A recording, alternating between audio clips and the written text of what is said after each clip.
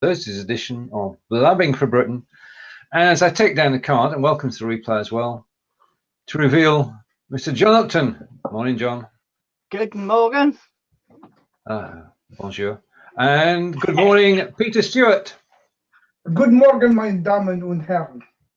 So we've had English, French, and German, but we're decidedly British.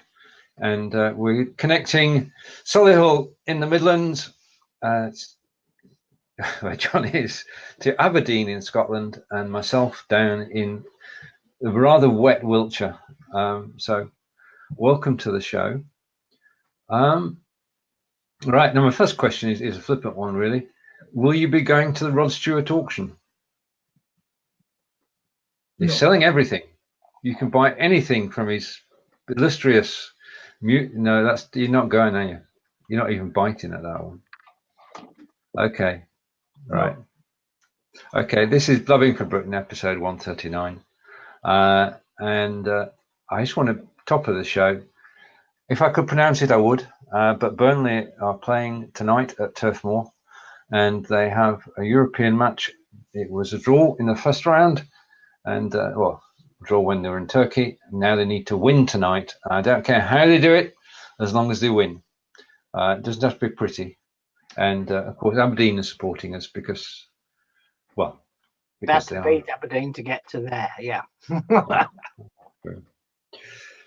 Right, okay, and now then, this is not, well, we mentioned this last week, but we didn't expect, from what we'd seen on video, we didn't expect the jury to acquit. So the thing is, questions remain for England cricket chiefs after not guilty verdict for Mr. Ben Stokes. I still can't see how he can play. Come on, he was wild on that video. Well, there's no doubting what actually took place in the video.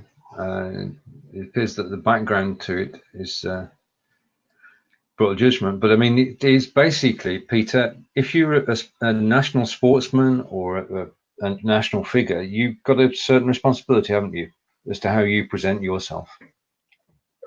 Well, that's part of your remit when you get into these things, and many people have fell because of it. And if you work for Sir Alex Ferguson and you work for that team, anything you done bad, you'd be sorted out. It's the same MD that works for me in their uniform during their 8-hour day represents my business. Yeah? And what they do as a person represent. I remember one day one of my large competitors, and there was a thing about someone threw a cigarette and they were in uniform, and Esther Ranson, I think it was, when talking, she says, "Look, that's rubbish. Why don't you pick it up?" He says, "Mind your own business," sort of thing. Well, I think that guy, don't quote me, but I think he was dismissed. And it was a letter went out to us: while you're in our uniform, anything you do represents our business. And that's in many contracts, and it's just the lifestyle, the lead, everybody makes mistakes. So it's a difficult life, being in the spotlight.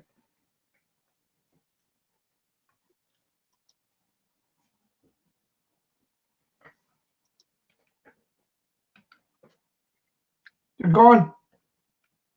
Who's gone? I can hear you perfectly.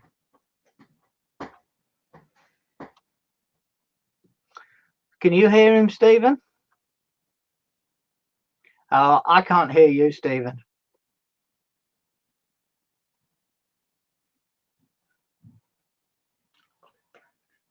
Refresh if you can hear me.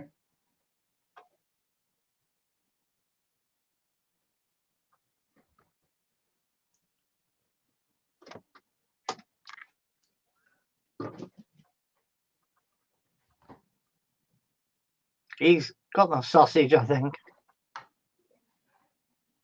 He's left up Westminster crash for us to talk about. Oh no, I'm all on my own now. What have I done to deserve this?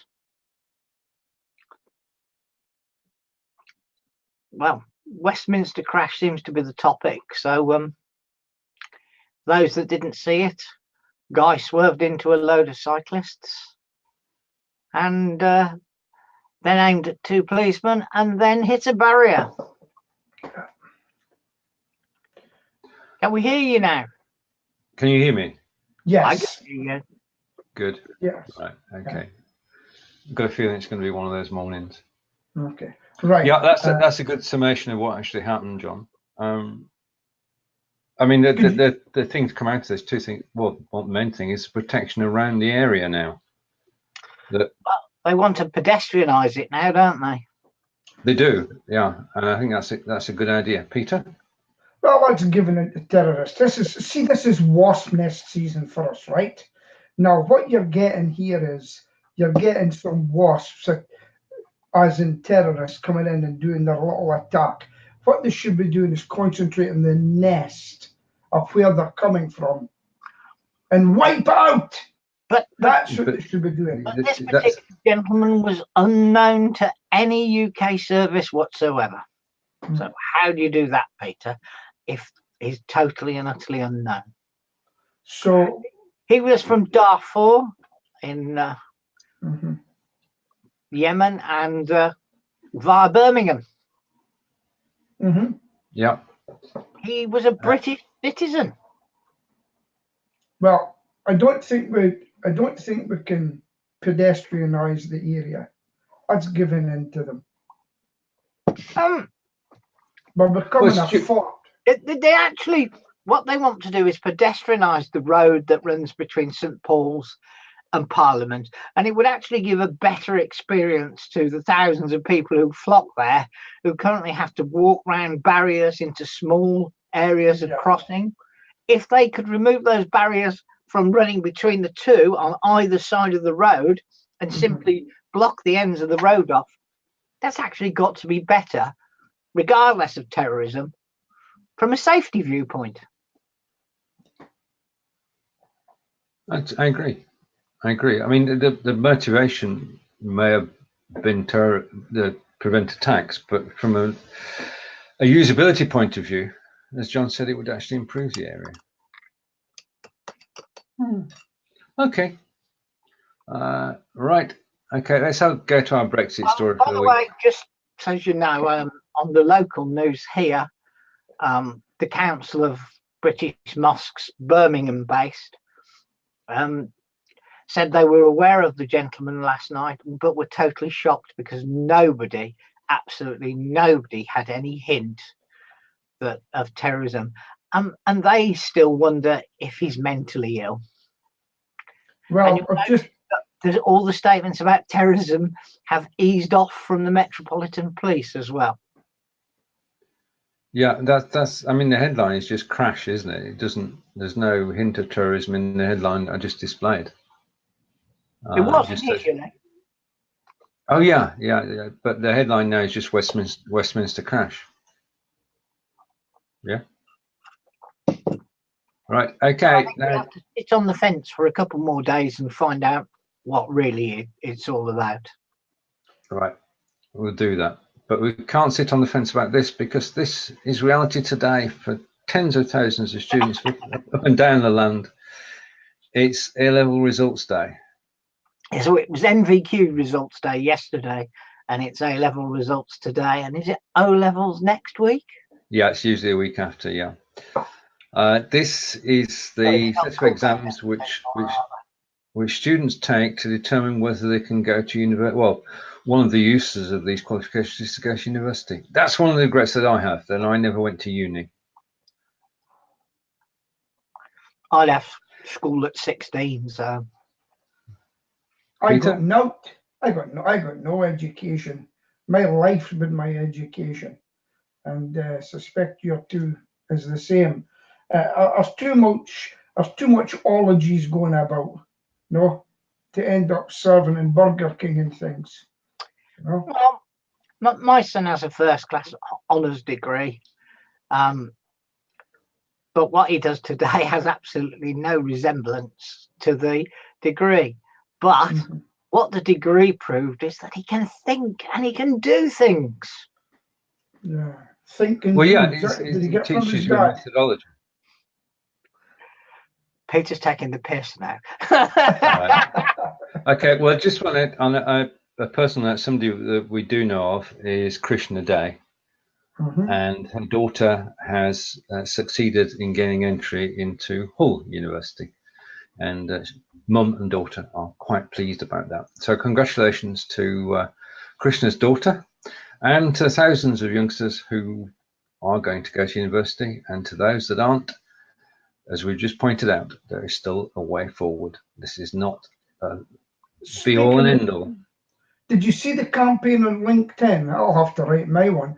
It's no right way. Did you see it? No. Hashtag no right. Okay, so basically on LinkedIn, there was no right way. It's to encourage people that don't get any A levels and things like that. And there was many people telling their stories of how they got on in life. Many an entrepreneur, chief executive, many of them had no education and they worked their way up from the ground level, and everybody was putting their hashtag no right way. I might have to write my story on it. And so it was just saying to kids, you know, whatever you do in life, this might happen to you. It's your attitude more than anything else. You know? I think that's the beauty of NVQs.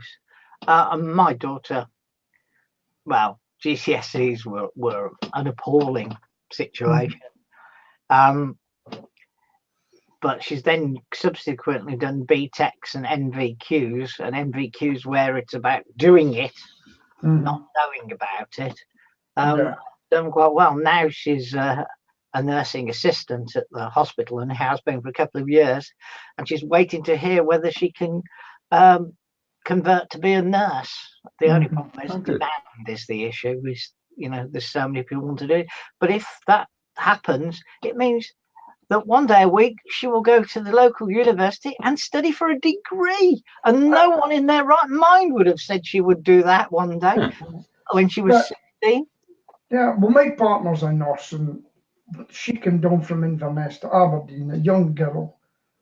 Started working as a nurse on the ward, no university degrees or nothing, just in there and learned the job, and she became a grade 7 nurse. What about and they got paid money, they got a wage, they lived in the nurse. I mean, that's effectively what Alice is doing. You used to have state registered nurse and all this sort of level. Now you have a nursing assistant and a nurse, and then you get a sister and all that stuff. Yeah, I believe it's actually different in Scotland, but it is. She's now hoping to become a real proper nurse. She'd actually people come on her ward, young girls, and this is right, go and do this. Oh no, I'm here to observe.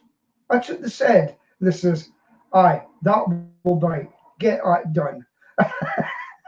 Yeah. And that's what's happening. Well, I'm only here to observe. No, you're not, you're here to work. Because they're not allowed to put them on as, you know, being staff that day. They're not allowed to include them in the numbers, you know. Well, I don't know. Anyway, we'll have to wait and see what happens now. She won't know till October, so.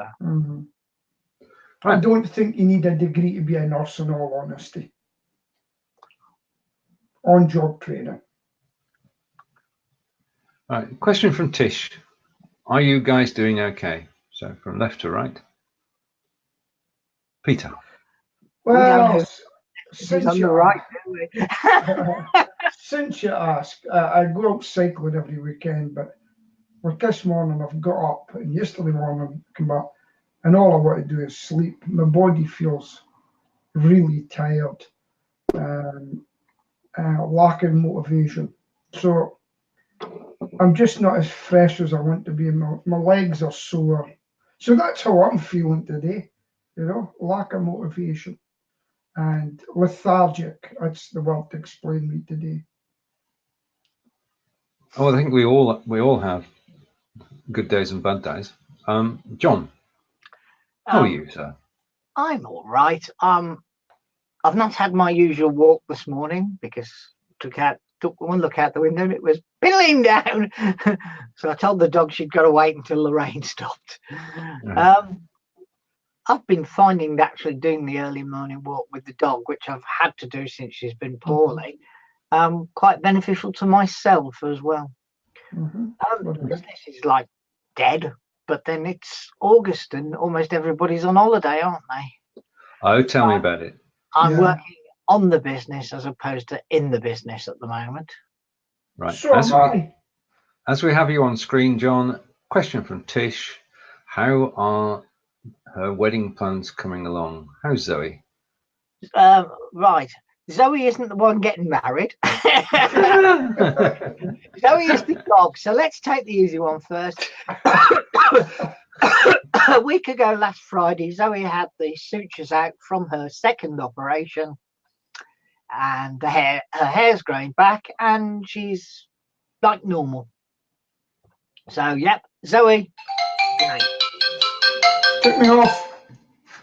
Oh, Peter, he cannot turn that phone off, can he? No. Or it's silent. Wedding plans with Alice. Who knows? I might actually get consulted on something soon. But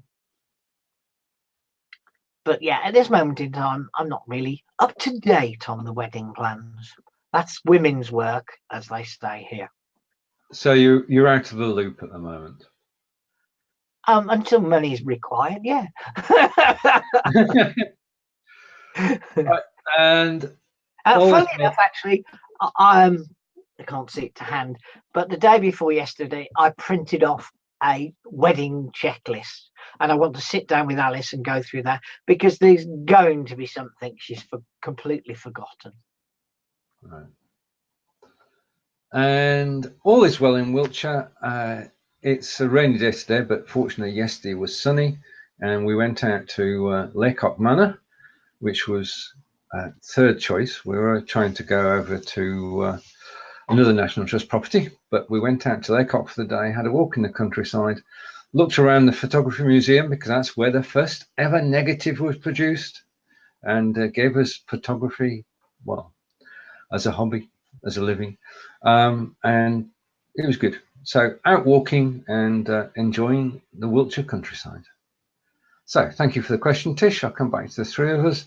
And we talked about 18-year-olds getting their A level results today, but Madonna is 60. Incredibly. John, this is your topic. I've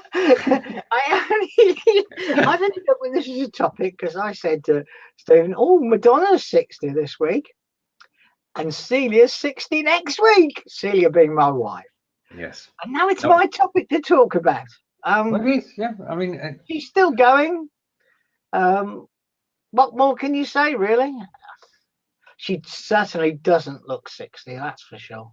She doesn't. I mean, there are pop stars who do look 60 or 70 now, but she doesn't. She is quite an amazing person, really, all round, not just the music. Are you a Madonna fan, Peter? Not really, no. Okay, that's fine. Don't have to be.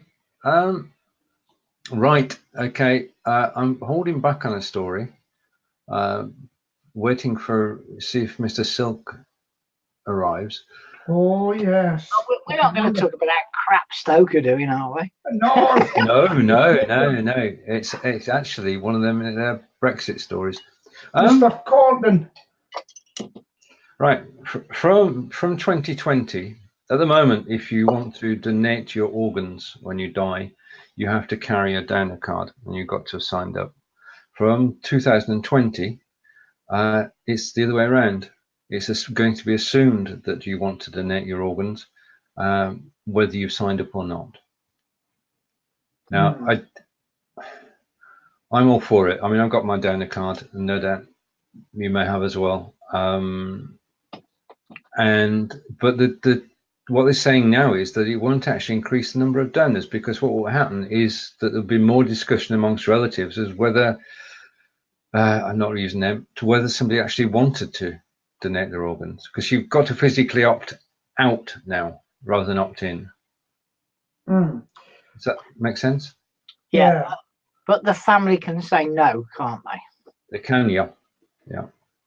Well, it's an interesting discussion in our house because, believe it or not, I'm not a believer in harvesting a body after. Personally, because I might think that I may need all the parts in the afterlife. What if you went to a beautiful place, right? Maybe if you get to heaven and you go there and they've taken your eyes out and you can't see it. What about that? The chances are you'll be burnt to a crisp, mate. So No, I'm getting buried. But no, my partner, who's got beautiful eyes, said she'll donate everything. And I says, donate everything, but not your eyes. And it's quite funny. And I'm quite funny about it, I don't have a donor card either, but only because it's not something I've really ever thought about. Yeah. It's a bit, it can be selfish, If I needed a part, I would like it. But you donated to yourself, didn't you? You had some of your legs stolen and stuck up further up the body. and they took my own blood as well. But it is. I seen a nice thing on the internet a couple of weeks ago, where a man was running, and then at the end he met the chap whose daughter gave her heart to him, and he put a stethoscope to the chest, and that was. And the man listened to his daughter's heart. Yeah. I thought that as well. I thought that was quite moving. That was, that was. It's very nice of people to give up their parts to other people, but I don't know if I would want it myself. Well, I mean, it's total personal choice, but you would have to in 2020 opt out if you. Sorry. No, sorry, John. No, you carry on. No, you'd have to in 2020. You'd have to definitely do something, Peter, and opt out. Yeah. I probably wouldn't get to do it anyway because of my diabetes and things, as my organs. Probably wouldn't want you, is what you're saying. I asked if I could give blood, and not allowed to give blood to diabetics because I says, but why not? And they says, well, it's just in case it affects you as a diabetic with the blood coming out and things, so they can't do it. But because I watched a program on it, where the two doctors come and they says, we've come to harvest the body. And boy, did they harvest it. You actually watched them doing it in the documentary. So, yeah. See, you have an advantage over us being in Scotland. You have more available land to be buried in. Unless you've bought a plot down here, you can forget it. You're going to be cremated, like it or not. We do have a problem with I would tend to get my back done with the Chinese man that I go to, and I know their family numbers, and it broke my heart. I said, this says, because everything he says she repeats in English, and she says, my father is asking, where can he be buried? And he was the same age as me. And I went, you don't know what I was thinking about that just now. And I told them where to go, and they've actually bought a bit of land in Aberdeen. And I said, you not wanting to go back to China? No, family's here. I'm wanting buried here. Oh, it's a horrible feeling. Having said that, do you know what came to my BNI meeting yesterday? Funeral director. Funeral director, he's stalking me. He wants you to be a client. Because just quickly, the last time I met him, I got a phone call saying, have you planned your funeral yet? And then Karen Facher-Mar, who's a humanist, got in touch with me about something as well. I said, what's happening? Oh, Stephen. Good morning, Stephen. Yeah. Right, welcome. And you mentioned earlier something about Stoke. What was it? He said he didn't want to talk about how bad they were doing, if I remember Well, right. I'm afraid saying, you know, when you don't want to talk about something, but you actually say what it is, then you're bound to talk about it because you wouldn't have mentioned it otherwise. There's a Rod Stewart song for that. Okay, right. Okay, let's come to a topic that we can talk on. Just excuse us for a minute, Peter. And two chairmen of football clubs have stated that Brexit is usually damaging effect on football clubs, say chairman. And there were two chairmen. One was the chairman of Burnley, and the other was the chairman of Stoke. Get out. Oh, yes. Bloody hell. Right, okay, best explain. There are two reasons why leaving the EU is damaging to football. One is the current exchange rate, which makes European players more expensive because it's taken a dive over the last 4 months. And the second reason is freedom of movement. And you can't, well, I mean, it has to be a problem if you can't get the player you want because... Does that mean European players will have to have a visa to play? It makes it more complicated. We don't know yet. If someone from other foreign land comes here who are not in the EU, do they have to have a visa? They have to get a work visa, and it has been refused for expensive footballers in the past. And was there a reason for that? What was the reason given? They have to have basically played for their country if they're outside the European Union and be an international. Before they can get into Britain? Before they can get a work visa. They can come to Britain. Right. They can't get a work visa. Hmm. So they initially come on a visitor visa and then they get it converted to a work visa. And one of the top clubs is currently paying for a player as wages because he did not get a work visa. And he can't apply again till next season because the transfer did not go through in the eyes of FIFA. But wait a minute, if he came to Britain on a visitor's visa, he's not allowed to work anyway. Correct. Is he? Correct. But they bought him. They've paid the money to the other club and he's gone back home to train with another football club. Oh, that's a bit. That needs sorting out. But I've got a big question to ask, if you don't mind. Stephen, did you meet Jeremy Corbyn? Did he turn up or was he hiding from the press?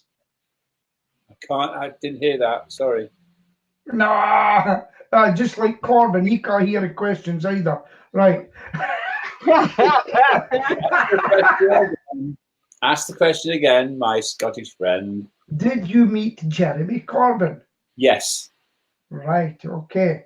How did it go? Did you catch anything? It was actually a really good event. It was basically to launch our attempt to get rid of the Tory MP in Stoke South, who won last time around. And so the new PPC, Parliamentary Prospective Parliamentary Candidate. Yeah. It was a chance for him to launch the sort of the grassroots campaign around here to try and say get rid of the Tory. It was packed. It was actually packed, which is surprising, but good. And Jezza did a really good speech, and I'm sure Peter's champing at the bit to ask. He addressed this issue of anti-Semitism and all the attacks on Corbyn, and he sort of he didn't bat it aside, but he took it head on and said all these attacks are coming from the usual suspects on the fascist right wing, like the Daily Mail and what have you. And you know that it's just that they're slurs. Well, they're not going to come from the Morning Star, are they? Yeah. Okay. Well, as I said, and it only makes him and the Labour Party and us stronger because they started these attacks, some of them pretty bloody horrible, during the general election, and what was the outcome? They did ever so well comparatively to what they were expected to do when May called that disastrous election. So for us, and he was talking about things like the forthcoming National Education Service, which will build on the success of the National Health Service, a Labour initiative, in the teeth of all these Tory cuts and the Tory cuts, the Tory recession, the Tory Brexit that has been foisted on us all. So it was really a really good rallying of the troops, I think. And the only criticism I had was that they sent these forms around where you could sort of sign up to be part of the campaigning. And I was thinking, for Christ's sake, just take one of my beautiful screens of joy, because the way in which they use information has to improve, and will. But it was just nice to be able to say to them, "Oi, I can help with this, with my apps and forms, and we shall see what happens." But yeah, it was a really good day for the constituency, getting the top man in, and Mark, the PPC, he was good as well. So it was a very good day for the Red Stokies, Peter. I take it he didn't have any bananas with him in case he slipped in the skin in front of a terrorist grave. Dear me. Interested. Right, there's been a question from Tish, which I can now answer. I'll try and answer, give my version of it. And the question is, when does Peter host the next B4B? Mike? Yeah, I've got to say that I do enjoy hosting this show, and occasionally don't have to do it. But I for the foreseeable future, I enjoy it. So. I have no ambitions of taking on any new territory. This is not Theresa May. We've got a coup in the sideline. Yeah. There is no coup happening in the background, I can tell you that much. Tell you what, you ask about the event, Peter. It was really interesting to see the security around him. Obviously, about it, but all the Stoke City, was it held at the Battlefield Drive? Right, we have to start banning phones. It's just I know. That is the second time today. The second time in 33 minutes. Make it flipping silent, couldn't he? Yeah. Sorry, Stephen. But to see the security, whether it's Special Branch or whoever, I don't know. But you could spot them a bit of a mile off, really. But they were standing there, all sort of not aggressively, but they were just sort of looking and just sort of, when some people approached to get a photo or a selfie with Jezza, you could sort of see them. They weren't panicking as to say, "Oh, what's going on?" But they just knew that they were in control of the situation. It's fascinating to watch.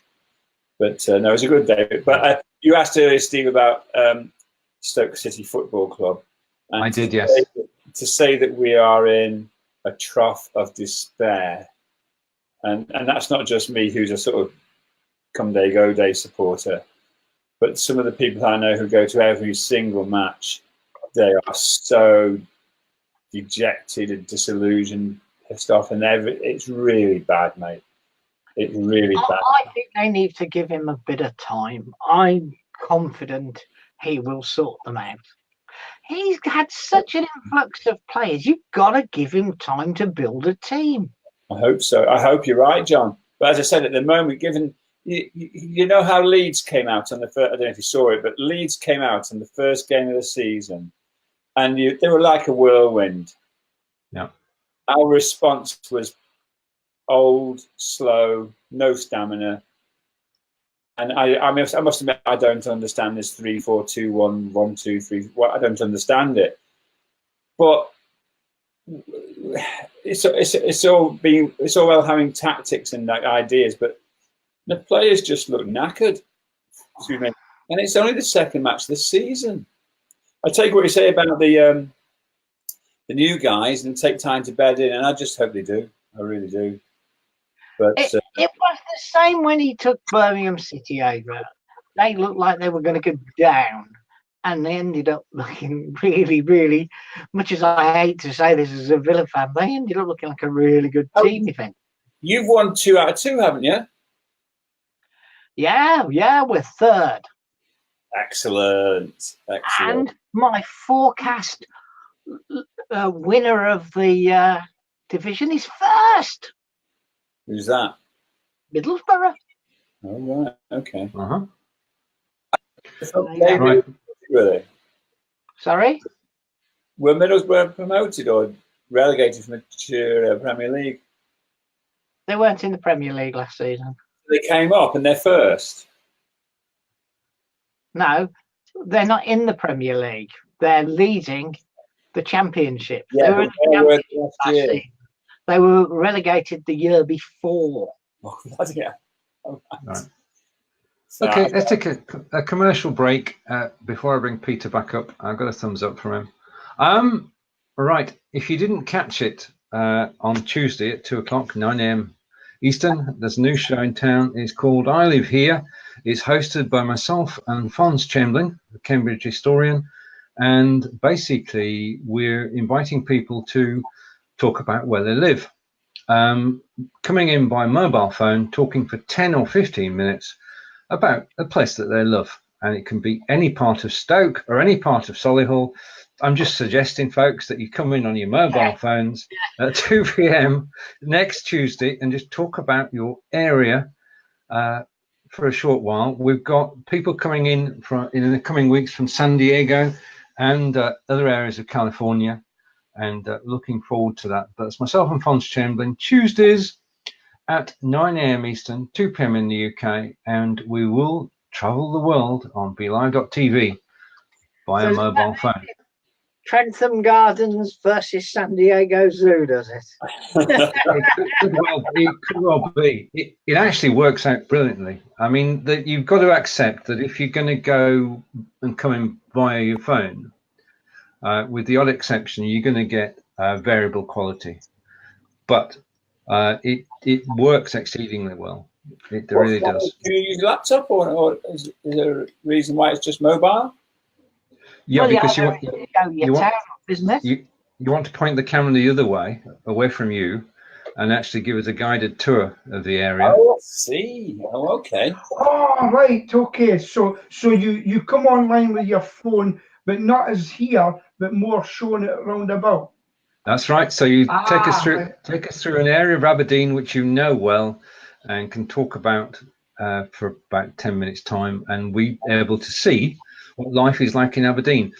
And we've had various descriptions. Our audience is mainly American, so we're actually showing the best of Britain to the world. We never announce where we're going to go. We don't say who's on the show, so it's a total surprise when people do arrive, and it's not a problem if they don't. So that's I Live Here, which is on. That sounds like an excellent idea. That's brilliant. Yeah. And it's going to go on and on and on, because we've never run out of places to actually visit, and we won't run out of BeLivers, because there are 7,200 around the world at least. So all good. And Tish is saying, if I may, in America today is 41 years since Elvis's passing, and it is Elvis week every time this year in Memphis in the USA. Well, of course, the UK and Elvis, we never did Elvis actually land in the UK? This is a debated question. He did. He landed at Prestwick Airport, but he never come off the plane. And guys, the reason he didn't come to Britain was seemingly because of his manager, the whatever he was called, the Colonel or something like that. Colonel, yeah. He was actually from Holland originally, and the word is he was wanted, so he couldn't come to the UK. That's the story. Anyway, Elvis is boring. I do a lot. I love Elvis. I sing a lot of Elvis stuff. Lord. It still goes down well in the pub. You sing an Elvis, come back in. I just can't help believing all that sort of stuff. Lovely jubbly. That's where it all began. Never liked him. Right. Oh. Okay. He might not have liked you. Any time. Right. Okay. Now, one of the things that you have to be able to do and come to terms with is who you are, and you have to like yourself. Yeah. And that's my lead into the next story, which broke yesterday. And Superdrug are going to offer Botox treatments effectively over the counter. The way it works is that you first of all phone in and you have an interview over the phone. You then go and see a qualified nurse. And if you get through that, then you can have a Botox treatment for £95, which is a bit cheaper than the Harley Street surgeons. What are our thoughts on this? Well, If you're stupid enough to want to have your face injected with some serum, carry on as far as I'm concerned. It's not something you can stop. You have the first one and it does stuff up here. It's addictive, is it? No, that's not the issue. The issue is, say you have 10 of these once a month or whatever. If you stop having the injections, your face falls down because you've buggered up your Oh, so your muscles are gone. Muscles, yeah. Botox is. So, yeah. So if you don't keep on going, then your face falls down. Well, believe it or not, you can tell he looks so young.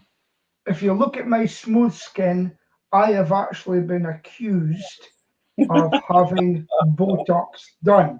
A bit of facial reshaping. Yeah, and because I don't drink alcohol, that's why.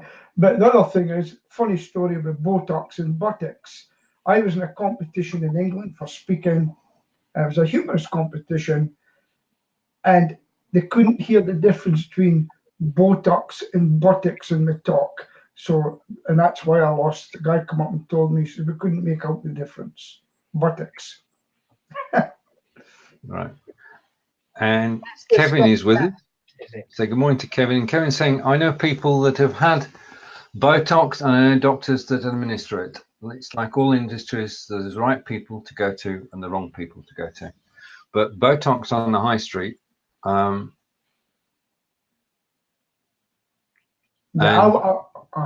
wouldn't do it. You've no need to, Peter. Right. Moving on. Come on, okay. Peter. Your skin looks better because you bought a new razor blade and you've stopped cutting yourself to death. I bought an Aldi razor blade and I looked up in the internet how to keep your razor staying sharp. And you know something? I used to use Gillette and I bought them from Aldi and it saved me a fortune. I also use oils as well, you know, because I've got hands. How do you keep your blade sharp then? Well, basically, we've told you, we get a toothbrush. I mentioned this before. Get a toothbrush, right? And every time you clean it, go in with the toothbrush, use sterilization, and you clean it out with the toothbrush. And it gets rid of all the gunge and things. Wash it hot water, leave it in sterile stuff. And it goes on for weeks. I hardly buy razor blades now. This is very good. Even the cheaper Aldi ones? Yes. What's a razor? What's Pardon? a razor? What's a razor? You should go and get a Turkish shave and see what it's like after it. Oh, we've got a Turkish barbers in Devizes, which is absolutely brilliant. I mean, oh, we've got 30 in Aberdeen. They're all over the place. Oh, hey, there's lots of Turkish barbers around here, funnily enough. No, well, funnily enough, the last 2 or 3 years. I went in for a Turkish shave and I got a shave and I says to the guy, so which part of Turkey are you from then? He says, we're not. He says, we're Polish. He says, you won't get a Turkish barber. So I've got to go. I've got a visitor. I've got to go. So I'll speak to you very soon. Okay, cheers, Stephen. Bye. Bye. Yeah, so that's what he says. There's no real Turks in Aberdeen. It's all Polish and things. It's amazing. Right, and Kevin is saying, one, so I don't know whether they're Turkish or what. all right, okay. Skin is like pepper afterwards. It's an experience, and that's going back to the Botox. Right, okay. Now, it's been a while since we've had one, but it's time for a Trump story. And it's not actually, well, it is about Trump. The newspapers in the US are fighting back. They've had enough. Right. They've had enough of being called fake news, when in fact they are real news to most people. And there, 300 of them are actually getting together, 300 newspapers throughout the US, to say, back off. You think it'll work? And what are they going to do with this back off? What are they actually going to do? They're saying that they're the real thing, not fake. I need to go into it deeper. John, have you got the info? Am I going to believe that? If anybody mentions Trump, I just turn off. I have no interest whatsoever. And I'm the same about Brexit these days. Right, let's kill that story. I mean, yeah, okay. No, wait a minute. I have never seen in my life papers go after a president so much. Was Obama that good that he didn't get it? You know, I've never seen it. And then Sarah Huckabee can't even go for a meal now. She's got to have security with her because she's delivering the news on behalf of Trump. I've come to the conclusion that Trump is all senior people get security. No, she's the press correspondent. She was threatened and everything in a restaurant, asked to leave the restaurant, which I think was a disgrace. I think Trump is a reality TV president, and the US government is running itself despite him. But that's my conspiracy theory. Right, okay. Now, interestingly, we've got A-levels. We've done Madonna. We've done chickens. We've done the Westminster crash. We've done. We haven't done the chickens. Have we not done the chickens? No, you and I talked about it offline, but we haven't. Oh, right. Okay, a chicken story. Now, for those of you who don't know, Angelica and I do keep chickens, and they deliver eggs every day, and we look after them. And they own half the garden. But down in Norfolk, in that area, there is, well, I got the flock word from John. There's a flock of 200 chickens who are living wild. That's good. And who collects their eggs? Yeah, and apparently it's not the only flock of chickens which are in the wild. John,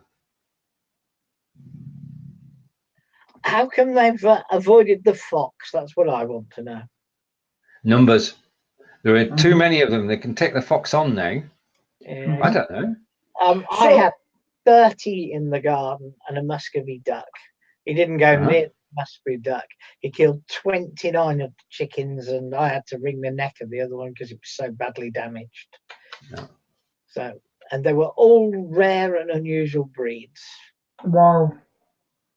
So what do you think of the fox then?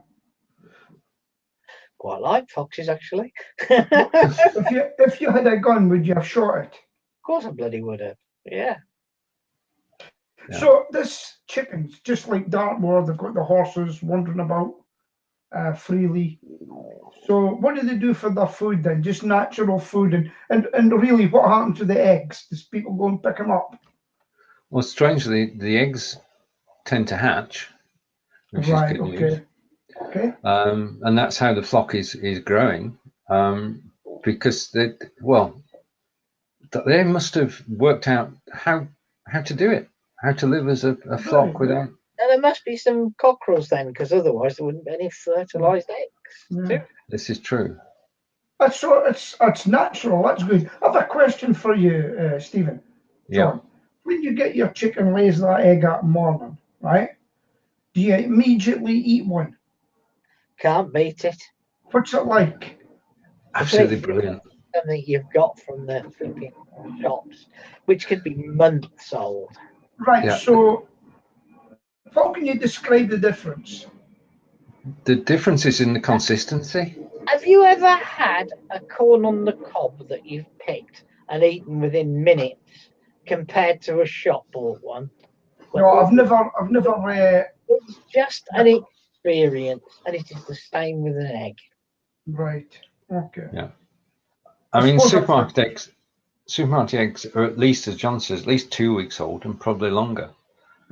Whereas if you time it right and your hen lays an egg at 8 o'clock in the morning and you cook it at 8:10, then you can't get better than that. Yeah. And it's also better for you because it's all the vitamins and everything haven't leaked out through the shell. Very good. Right. The other thing you've got to be careful of, fresh laid eggs are rubbery. Are they? Yes. If you pick Was them that up, a Chinaman? Was that a Chinaman that told you that? if you pick them up and the shell hasn't set, then they'll squeeze in your hand. Because all right, okay. if the shell wasn't rubbery, they'd never be able to lay them. Ah, right. Very interesting, that. And Kevin is saying, can we have something to cheer John up? Yeah. Right, okay. I just want to go. £1,000 in the post to do fine, thanks, Kevin. Right. Oh, we've transfer in this day and age, isn't it? Not the post. Do you remember? This is a bit of a sad story, John. Remember, I told you about a bakery in Aberdeen, well known for its Aberdeen Rowies. It's Rowies, yeah. Aiken's Bakery, and everybody was wondering why it was shutting down. Every bit's been up for sale, and then it hit the papers yesterday. The owner has been done for 16,000 kiddie porn images. Oh my God! And that'll be that business finished overnight. I know the people. I know them. The family. Know the mother and everything. Long tradition. We have a kiddie porn thing happening in Birmingham, and it's an inspector, a police inspector. Oh, it usually involves police. 10,000 plus. Yeah.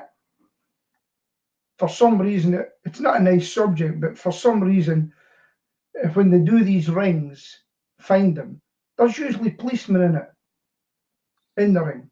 Yeah. And it's absolutely, but I think the whole city is shocked. I'm shocked because I know them. You know, I've been dealing with them in the past, and it's just hit the city. You know, a long established business, bang, and that was the reason. Wow. Yeah. Kevin suggested the story. Kevin suggested a story. Where is he? How's him? Yeah. Okay. Yeah. Kevin suggested a story to cheer John up, and Peter was very timely with the story. Right. Okay. I actually run out of topics because I always look for good news stories, but there never are any. Because good news doesn't sell newspapers, does it? No. Okay. And mentioning for the second time, Burnley are playing at Turf Moor tonight. They need to win to go through to the next round of the Cup. So good luck to Burnley, my hometown.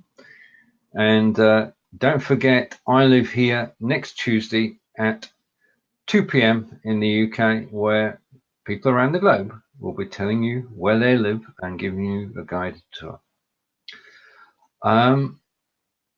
And I just want to mention 5 Days Live as well, because we're in the middle of it when we went broadcast last week. 5 Days Live ran from Monday to Friday last week and was watched literally by thousands of people. So I just want to say thank you to my 7 co-hosts during that week and to everybody who watched it. And it was a thoroughly enjoyable week. And just to say that 5 Days Live training will return October 1st to 5th. So put that in your diary, October 1st to 5th, 3 p.m. in the UK, 10 a.m. Eastern, 8 co-hosts talking about a variety of topics which will help you improve your live broadcasting. Advert over. Right, so there we are. Have you seen the news from New Zealand? No. They banned non-residents, foreigners. Yes, he's got it. See, look, from buying homes. Wow. Right, now this bit tickled me, Peter, because obviously this is not as simple as it seems. But New Zealand have a free trade agreement with Australia and another country, and this law will not affect those two countries because there's a free trade agreement in place. But I mean, the problem is that the house prices in New Zealand have been going up and up, haven't they, John? I believe that's the reasoning behind it. A bit like people who buy multi-million-pound houses in London. Have been a lot of oligarchs and other people, you know, people who own steel companies and things like that, who are non-residents, driving the price up. Maybe they should have a non-residence tax, big one, for second homes. But you're right enough, you know, we've got a housing crisis and the houses are not being built. And it's maybe one way to stop the secondary. There was some interesting news yesterday. House prices in London fell by 0.7% in the last 3 months. Yeah. In the West Midlands, where I live, they went up by 5.8%. I was listening to that in the news today. I've got a friend here in Aberdeen, you know, we've taken a hit. He's got property all over the place. And when people say to him, because things is tight, people that are renting from him are leaving, etc., etc. And everybody's saying, why don't you just get them all together and sell up? He says, I can't. He says, because I wouldn't get the money back. You know, so you'll maybe find a lot of these landlords that they're making money while they're being rented, but if they try and sell, they probably only get the money they got for them, or even worse, they would have to sell them at a loss. And that's what's happened. But that's capitalism, folks. That's the risk you take. True. House prices are ridiculous where I live. I mean, we nearly left here and nearly moved into... The road continues, Alderley Green Road, and becomes St Bernard's Road, the other side of the Warwick Road. And all the houses are pretty big down there. In the end, we decided to stay where we were because there was a problem for the roof, with the roof. And we're going back, you know, when the kids were little. And we were going to buy a house for £190,000. Yeah, we didn't move in the end because we were really concerned about the fact that there were some massive beams holding the roof up and that there was clearly a problem. That house sold 3 months ago for £1.5 million. Do you know what they did? They knocked it down. And they're building 5 where it stood. Wow. Such is progress. Well, incredibly. The house now. How's a thing for you? Why don't we, for next week, let's find a good news story every week. I challenge you both to find one, and I'll put it on the agenda. Right, okay. A little good news story. I'm going to look for that. There must be some out there. There must be something. There's personal good news stories, but globally, there don't tend to be too many good news stories because good news doesn't sell papers. No. Having an angle on something which is happening. There is one story we haven't mentioned, which I suppose we should during the week, and that's Italy.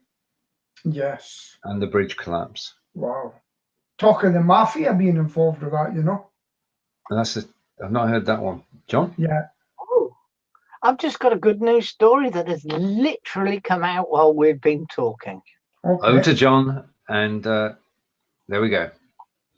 England have moved up 6 places to 6th in FIFA's world rankings after their run at the World Cup semi-finals in. I thought it was going to be a good news story. There was probably the slightest, I know. I did. Right, could, yeah, and Kevin's saying that the Italians, it's devastating and so unnecessary. And we'll find out the truth of that when we hear the results of the investigation.